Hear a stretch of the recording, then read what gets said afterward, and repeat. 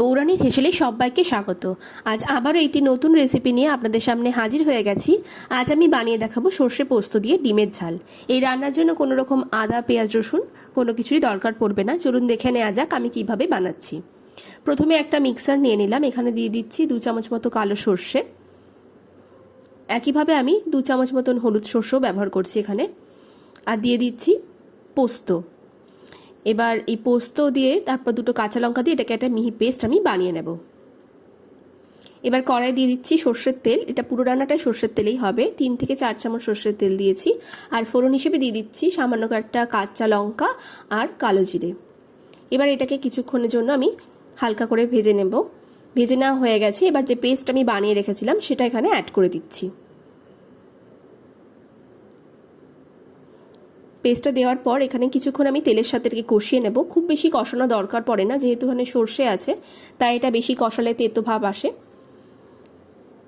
এইভাবে কষা হয়ে গেলে একে একে মশলা দিয়ে দিচ্ছি লবণ পরিমাণ মতন, 1 চামচ হলুদ, আর দিচ্ছি কাশ্মীরি লাল লঙ্কা গুঁড়ো। লঙ্কা গুঁড়োটা অবশ্যই এটা রঙের জন্যই দিচ্ছি, কারণ যেহেতু আগে আমি কাঁচা লঙ্কা দিয়েছি তাই ঝালটা ওখানেই হয়ে গেছে। এবার এটাকে ভালো করে মিশিয়ে নেব আর কিছুক্ষণ কষিয়ে নেওয়ার পর এটা পরিমাণ মতন জল দিয়ে দিচ্ছি। যেহেতু এটা ভাতের সাথে পরিবেশন করব তাই একটু ঝোল থাকবে। দেখুন জলটা দিয়ে আমি এটাকে 2 মিনিট হালকা করে বয়েল হতে দেব। জল ফুটে এসেছে।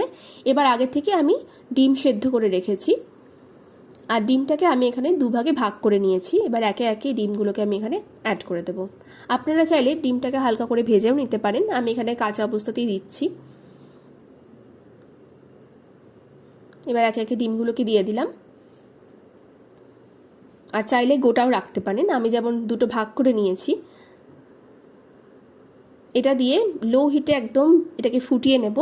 ওই 1 মিনিট মতো ফোটালেই হবে। এবার আস্তে আস্তে করে একটা চামচের সাহায্যে এটাকে আমি উল্টে দিচ্ছি, যাতে দুপিঠেই ভালো করে ঝোলটা ঢুকে যায়, মশলাটা ঢুকে যায় আর ভালোভাবে স্বাদটা আসে।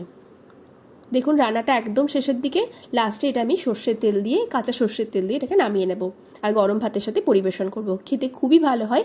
আর আজকের রেসিপি কেমন লাগলো অবশ্যই আমাকে জানাবেন। আর ভালো লাগলে অবশ্যই লাইক কমেন্ট শেয়ার আর সাবস্ক্রাইব করে আমার পাশে থাকবেন।